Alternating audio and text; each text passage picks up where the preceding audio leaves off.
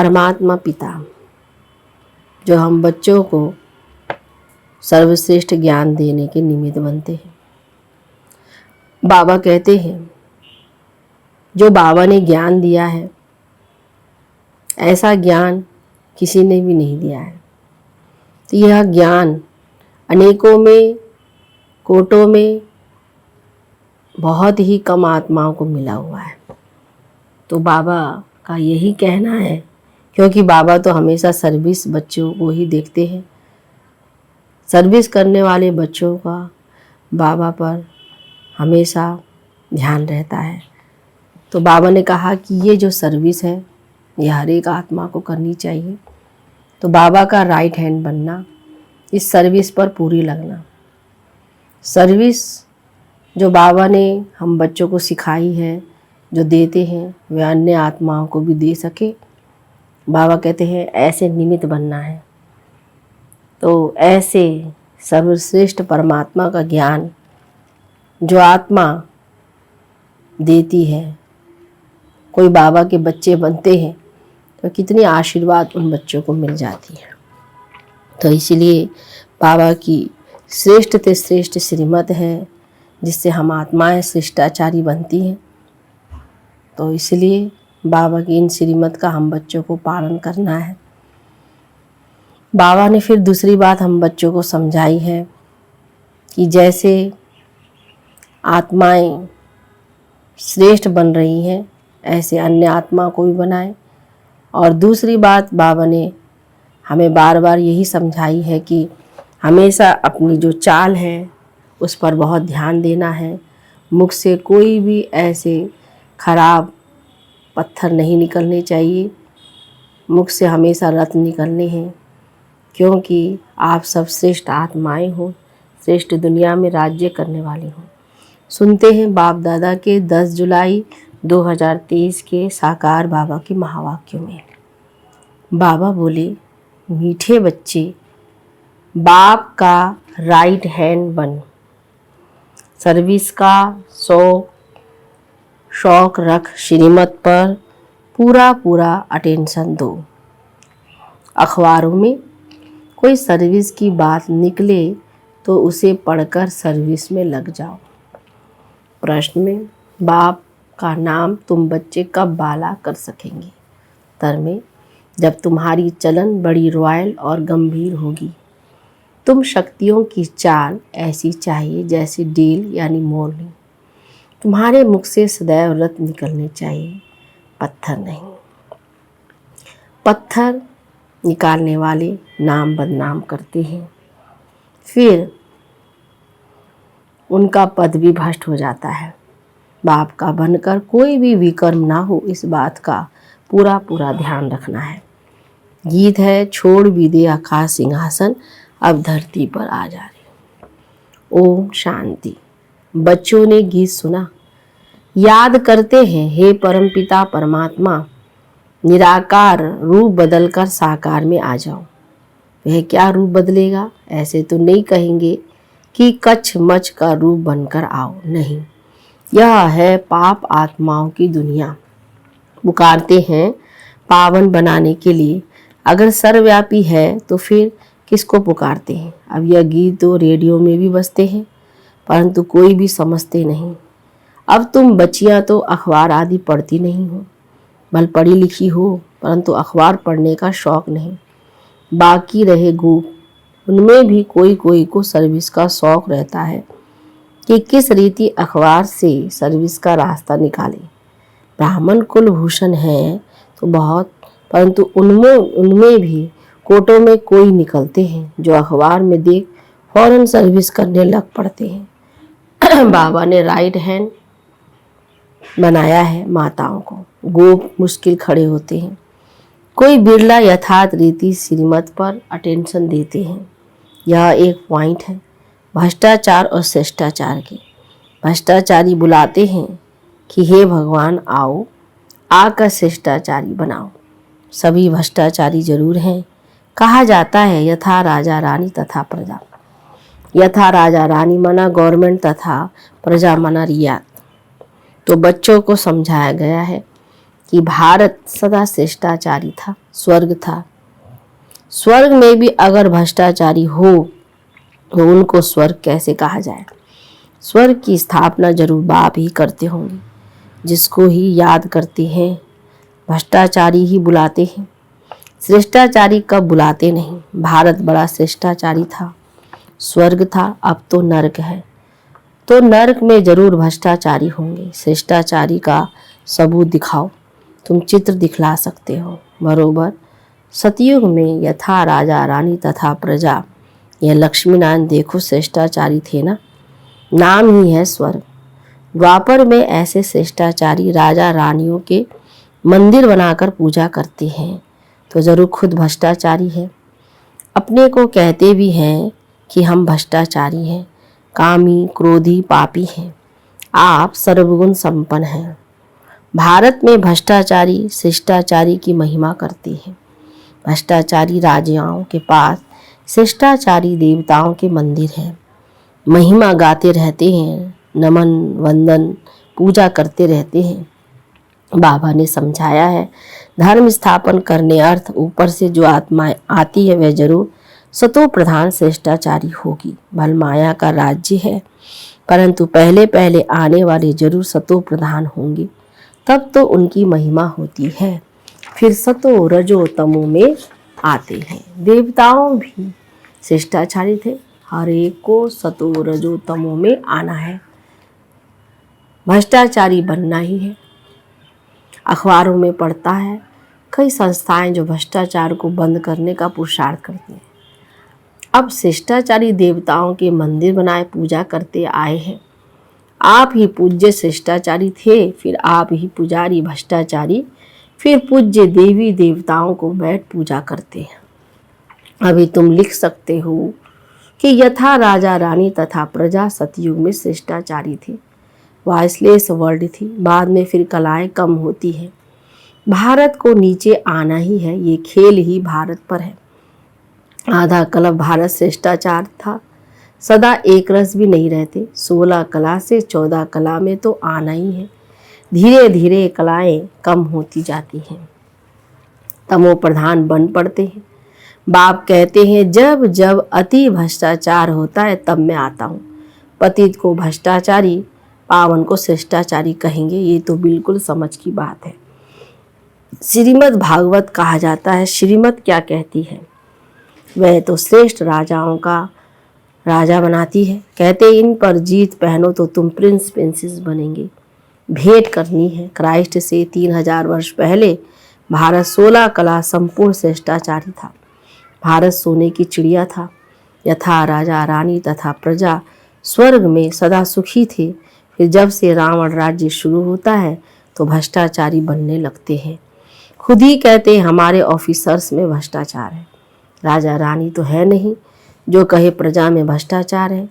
यहाँ तो है ही प्रजा का प्रजा पर राज्य, सब भ्रष्टाचारी है। पहले तो गवर्नमेंट शिष्टाचारी बननी चाहिए, उनको कौन बनावे? अब तुम गरीब बच्चियाँ ही नंबर 1 शिष्टाचारी बन रही हो। बाप कहते हैं कि मैं आकर सबको शिष्टाचारी बनाता हूँ। ड्रामा अनुसार ये सारा खेल बना हुआ है, फिर भी वही गीता चित्र आदि निकलेंगे। अब बंगाल में काली का मंदिर है। काली माँ कह प्राण देते हैं। अब ऐसी काली माँ व चंडिका देवी आई कहाँ से? नाम तो देखो कैसा है। जो भागंती होती हैं वे तो प्रजा में चंडाल बनते हैं, परंतु जो यहाँ रहकर विकर्म आदि करते हैं वे रॉयल घराने के चंडाल बनते हैं। फिर भी पिछाड़ी में उनको ताज पतलून मिल जाती है, क्योंकि यहाँ गोद तो लेते हैं ना, इसलिए चंडिका देवी की पूजा होती है। ज्ञान तो बहुत गुहे है, परंतु कोई धारण करे। जैसे बैरिस्टर कोई तो लाख कमाते, कोई का कोट भी फटा रहता है। यह तो पढ़ाई है बेहद की। बाप ने जो विस्तार में समझाया उसको सार में लाकर 5 मिनट का भाषण बनाए अखबार में डालना चाहिए। यह भी पूछना चाहिए कि भला हिंदू धर्म किसने स्थापन किया? तो बता नहीं सकेंगे, कुछ नहीं जानते। तुम शक्तियाँ की चलन ऐसी गंभीर होनी चाहिए जैसे डेल यानी मोरनी चलती है। मुख से रत्न निकलते रहे, पत्थर नहीं। वह तो पत्थर मारेंगे, तुम कभी पत्थर नहीं मारो, नाम बदनाम ना करो। अच्छा, मीठे मीठे सिक्के लदे बच्चों प्रति माता पिता बाप दादा का याद प्यार और गुड मॉर्निंग। रूहानी बाप की रूहानी बच्चों को नमस्ते, रूहानी बच्चों की रूहानी बाप दादा को गुड मॉर्निंग। नमस्ते बाबा, नमस्ते। सुनते हैं रात्रि क्लास। यहाँ अच्छे बुरे मनुष्य हैं, सतयुग में ऐसे अक्षर नहीं निकलेंगे, बुरा व पाप आत्मा अक्षर नहीं निकलेगा। वहाँ है वॉइसलेस वर्ल्ड। बच्चे जानते हैं हम विश्व के मालिक थे। ये भारत जो देवी देवताओं का राजस्थान था, अब पुराना है, मनुष्य नहीं जानते हैं। ये है संगम युग। अब यहाँ से लंगर उठाया हुआ है, हम इस दुनिया से पार जाते हैं। खिवैया है ना, नैया को पार ले जाते हैं। बच्चों की बुद्धि में है, बहुत धक्के खाए हैं, भगत नहीं जानते हैं, हम धक्का खाते हैं, वह तो दूर दूर जाते हैं। तुम बच्चों को सिर्फ याद करना है, ऐसे नहीं कि हम याद करते थक जाते हैं, परंतु माया विघ्न डालती है। आत्मा ही परमात्मा की आशिक होती है, ये कोई नहीं जानते। परमात्मा माशूक है तो बच्चों में भी कोई बहुत आशिक है। माशूक को याद करते हैं, पुरुषार्थ करना है। हम निरंतर याद करते रहें। सिमरन अक्षर भी भक्ति मार्ग का है। हम बाबा को याद करते हैं। प्रवृत्ति माँ का अक्षर है याद, बहुत मीठा भी है, कहते भी हैं, हम भूल जाते हैं। अरे बच्चा कह थोड़ी ही सकता है कि हम बाप को भूल जाते हैं। याद तो बहुत अच्छी है, अपने से बातें करनी चाहिए। तुम माता पिता के सम्मुख बैठे हो, खुशी भी होनी चाहिए। जिसके लिए कहते थे तुम माता पिता, तो बरोबर हम वर्षा पा रहे हैं। याद की ही मेहनत है। तुम्हारी बहुत आमदनी है, बहुत बड़ी प्राप्ति है, सिर्फ चुप रहकर याद करना है। अच्छा, तुम ब्राह्मण बच्चों बिगर किसको भी ये पता नहीं है कि संगम युग कब होता है। इस कल्प के संगम युग की महिमा बहुत है। बाप आकर राजयोग सिखलाते हैं। सतयुग के लिए तो जरूर संगम युग ही आएगा। है भी मनुष्य, उनमें भी कोई कनिष्ठ कोई उत्तम है, उनके आगे महिमा गाते हैं। आप पुरुषोत्तम हो, हम कनिष्ठ हैं।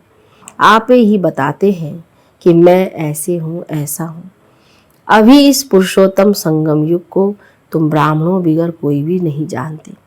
इनकी एडवर्टाइज कैसे करें जो मनुष्यों को पता पड़े। संगम युग पर भगवान ही आकर राजयोग सिखलाते हैं। तुम जानते हो हम राजयोग सीख रहे हैं। अभी ऐसी क्या युक्ति रचे जो मनुष्यों को मालूम पड़े, परंतु होगा धीरे। अभी समय पड़ा है, बहुत गई थोड़ी रही। हम कहते हैं तो मनुष्य जल्दी पुरुषार्थ करे, नहीं तो ज्ञान सेकंड में मिलता है, जिससे तुम उसी समय सेकंड में जीवन मुक्ति पा लेंगे। परंतु तुम्हारे सिर पर आधा कल्प के पाप है, वे थोड़े ही सेकंड में कटेंगे। इसमें तो टाइम लगता है, मनुष्य समझते हैं। अभी तो समय पड़ा है, अभी हम ब्रह्मा कुमारियों पास क्यों जाएं? तकदीर में नहीं है तो लिटरेचर से भी उल्टा उठा लेते हैं। तुम समझते हो ये पुरुषोत्तम बनने का युग है। हीरे जैसा गायन है ना, फिर कम हो जाता है। गोल्डन एज, सिल्वर एज, ये संगम युग है। डायमंड एज, सतयुग है, गोल्डन एज, यह तुम जानते हो। स्वर्ग से भी यह संगम अच्छा है, हीरे जैसा जन्म है। अमर लोक का गायन है ना, फिर कम होता जाता है। तो यह भी लिख सकते हो, पुरुषोत्तम संगम युग है डायमंड, सतयुग में है गोल्डन, तीरता है सिल्वर। यह भी तुम समझा सकते हो। संगम पर ही हम मनुष्य से देवता बनते हैं। 8 रत्नों की अंगूठी बनाते हैं तो डायमंड को बीच में रखा जाता है। संगम का शो होता है। संगम युग है ही हीरे जैसा। हीरे का मान संगम युग पर है। योग आदि सिखलाते हैं, जिसको स्पिरिचुअली योग कहते हैं, परंतु स्पिरिचुअली तो फादर ही है। रूहानी फादर और रूहानी नॉलेज संगम पर ही मिलती है। मनुष्य जिनमें देह अहंकार है वे इतना जल्दी कैसे मानेंगे। गरीब आदि को समझाया जाता है तो यह भी लिखना है, संगम इज डायमंड, उनकी आयु इतनी। सतयुग गोल्डन एज, तो उनकी भी आयु इतनी। शास्त्रों में भी स्वास्तिका निकालते हैं, तो तुम बच्चों को भी यह याद रहे तो कितनी खुशी रहनी चाहिए। स्टूडेंट्स को खुशी होती है ना। Student life is the best life. यह तो सोर्स ऑफ इनकम है। यह है मनुष्य से देवता बनने की पाठशाला। देवताएं तो विश्व के मालिक थे, यह भी तुमको मालूम है, तो अथाह खुशी होनी चाहिए। इसीलिए गायन है, अतीन्द्रिय सुख गोपी वल्लभ के गोप गोपियों से पूछो।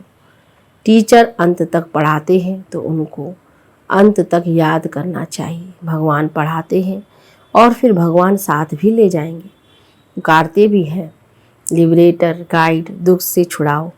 सतयुग में दुख होता ही नहीं, कहते हैं विश्व में शांति हो। बोलो आगे कब थी, वह कौन सा युग था, किसको पता नहीं है।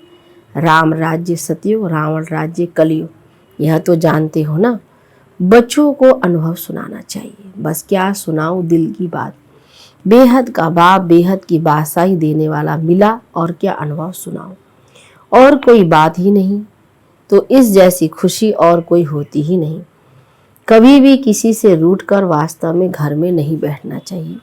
ये जैसे अपनी तकदीर से रूठना है। पढ़ाई से रूठा तो क्या सीखेंगे, बाप को पढ़ाना ही है ब्रह्मा द्वारा, तो एक दो से कभी रूठना नहीं चाहिए। ये है माया, यज्ञ में असुरों के विघ्न तो पड़ते हैं ना।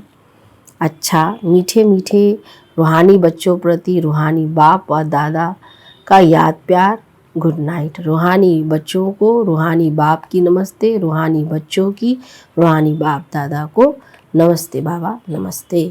धारणा के लिए मुख्य सार, पहली पॉइंट में श्रीमत पर शिष्टाचारी बनकर शिष्टाचारी बनाने की सेवा करनी है। कोई ऐसी चलन नहीं चलनी है जिससे नाम बदनाम हो। मुख से सदा रत्न निकालने हैं, पत्थर नहीं। दूसरी पॉइंट, बेहद की गुह्य पढ़ाई को विस्तार से सुनते उसे सार में समाकर दूसरों की सेवा करनी है। श्रीमत पर पूरा अटेंशन देना है। वरदान में अपने कर्म और स्थिति द्वारा ब्रह्मा बाप को स्पष्ट दिखाने वाले मास्टर ब्रह्मा भव। विस्तार, जैसे ब्रह्मा बाप का निजी संस्कार था, पहले आप। कोई भी स्थान में पहले बच्चे, हर बात में बच्चों को अपने से आगे रखा, लेकिन कहने मात्र नहीं, शुभ चिंतक की भावना से। उसने किया तो भी बाप की सेवा, मैंने किया तो भी बाप की सेवा। मैं आगे बढ़ूं नहीं, दूसरों को आगे बढ़ाकर आगे बढ़ो। जब यह भावना हर एक में आएगी तब कहेंगे मास्टर ब्रह्मा। फिर ऐसा कोई नहीं कहेगा कि हमने ब्रह्मा बाप को नहीं देखा। आपके कर्म, आपकी स्थिति ब्रह्मा बाप को स्पष्ट दिखाए। स्लोगन में एकाग्रता के दृढ़ संकल्प के सागर के तले में चले जाओ तो अनुभव के हीरे मोती प्राप्त होंगे। अच्छा, ओम शांति।